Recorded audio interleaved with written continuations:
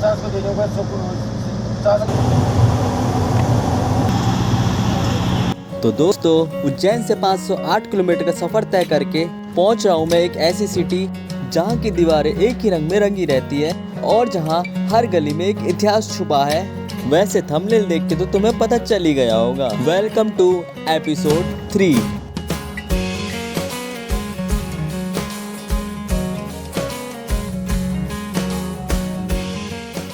और बस से जैसे ही उतरता हूँ ये ऑटो वाले भैया मिल जाते हैं। बोलते हैं मैं 1300 रुपये 1400 रुपये में आपको जयपुर घुमा दूंगा। भैया ने तो मेरा आधा बजट ही बता दिया है। मैं एक ऑटो में 1300-1400 रुपये नहीं लगा सकता। मैं अपना बजट प्लान पहले से बना के आया था और उसी बजट में मुझे घूमना है। और ज्यादा से ज्यादा मेरा प्लान है बस या मेट्रो लूँ, वो सबसे बेस्ट रहता है। उसमें तुम्हारे पैसे बचेंगे और कोई लिमिट नहीं रहेगी टाइमिंग की। और ऑटो से उतरकर मैं खाने की खोज में निकल जाता हूँ और मुझे मिलता है एक ऐसा ढाबा जहाँ प्राइस तो थोड़े ज्यादा थे पर टेस्ट बिल्कुल भी नहीं था।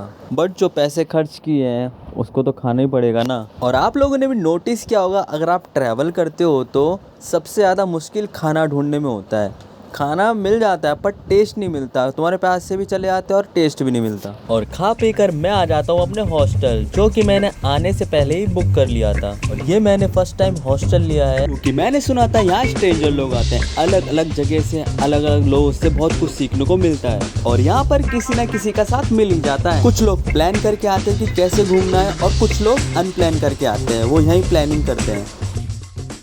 टाइम से मैं हॉस्टल से निकल जाता हूँ क्योंकि शाम की टाइम किले सब बंद हो जाते हैं। और ऑटो ना लेके मैं मेट्रो में सफर करता हूँ। सबसे बड़ा रीजन है कि प्राइस का रेट। जहाँ ऑटो वाला 200 से 300 रुपये लेगा, वहाँ मैं उससे कम दाम में आ चुका हूँ। और अब मैं आ गया हूँ हवा महल। रुको दिखाता हूँ।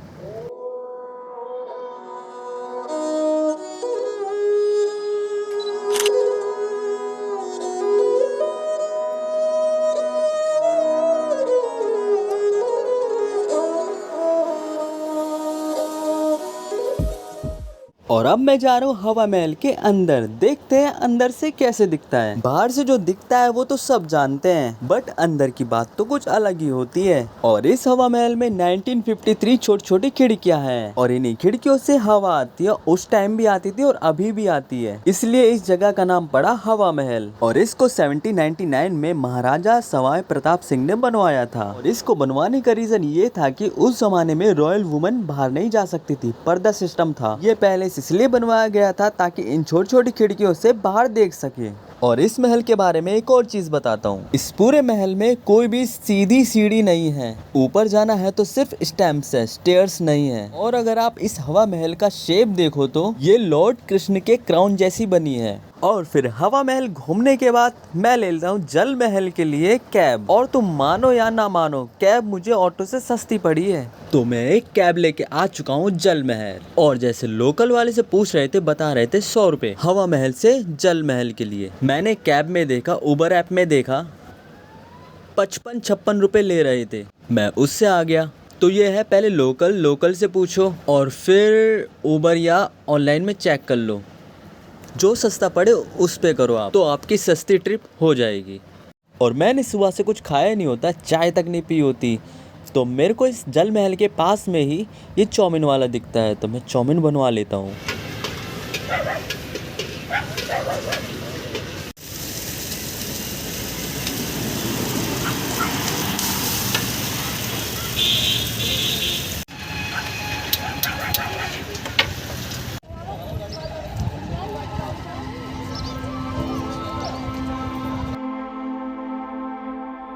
क्या आपने ऐसा महल देखा है जो आधा डूब चुका है फिर भी अपनी शान से खड़ा हुआ है? जयपुर की एक अरावली पहाड़ियों के बीच में एक झील में, जो ऊपर से कुछ और है और अंदर से कुछ और ही है। इसे दुनिया तो जल महल कहती है, लेकिन इसके पत्थर एक अधूरी कहानी सुनाते हैं। और ये जो महल दिख रहा है आपको, ये सिर्फ एक ही फ्लोर दिख रहा है आपको, और बाकी के 4 फ्लोर पानी के अंदर डूबे हुए हैं। और ये पूरा 5 मंजिल का महल है ये।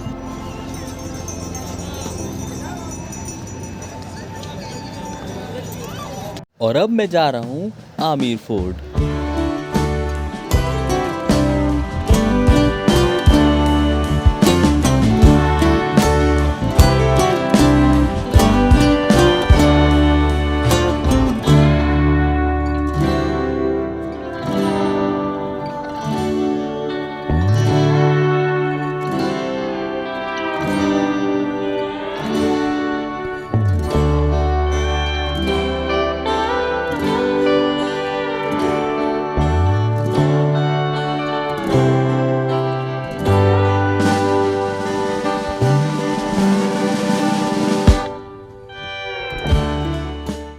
तो मैं आ चुका हूँ आमेर फोर्ट, जो कि जयपुर से 11 किलोमीटर दूरी पर है।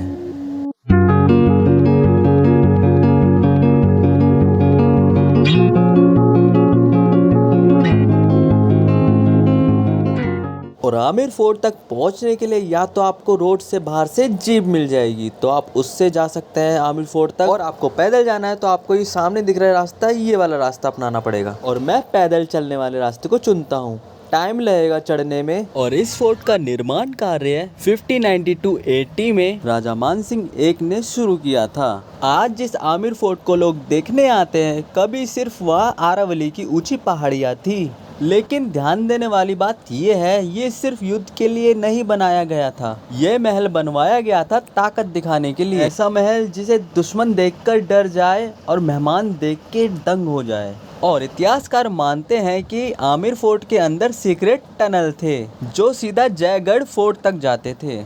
और युद्ध के समय राजा और सैनिक इन्हीं रास्तों से निकल जाते थे। सोचो, दुश्मन ऊपर से हमला कर रहा है और नीचे पहाड़ों के अंदर छिपे रास्तों से सेना आगे बढ़ रही है। ये सिर्फ किला नहीं था, पूरा मिलिट्री बेस था। और इस महल के अंदर ही एक शीश महल भी है। और शीश महल के बारे में कहते हैं, रानी रात को तारों को देखना चाहती थी, लेकिन सुरक्षा की वजह से बाहर जाना संभव नहीं था।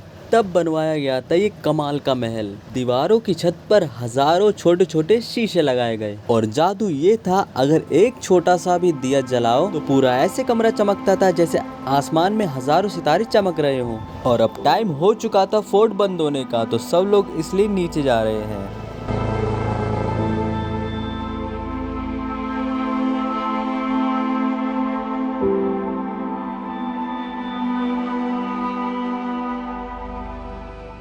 ये हवा महल का रात का सीन। रात में कुछ ऐसा चमकता है हवा महल।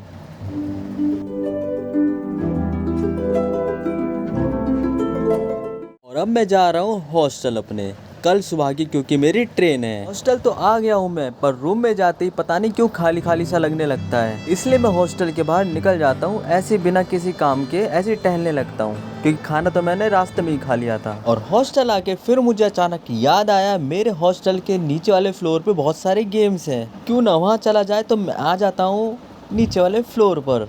एक ही बार में मैंने सारे गेम खेल लिए, चाहे मुझे आता हो या ना आता हो।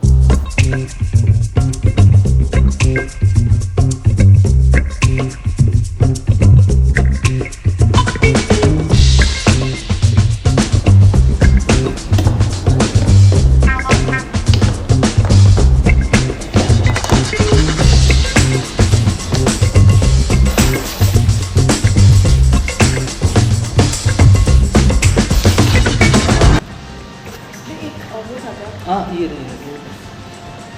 सॉरी वीडियो में कोई नहीं, कोई दिक्कत नहीं। वो डिस्टर्ब तो नहीं हो रहा? नहीं। ठीक है।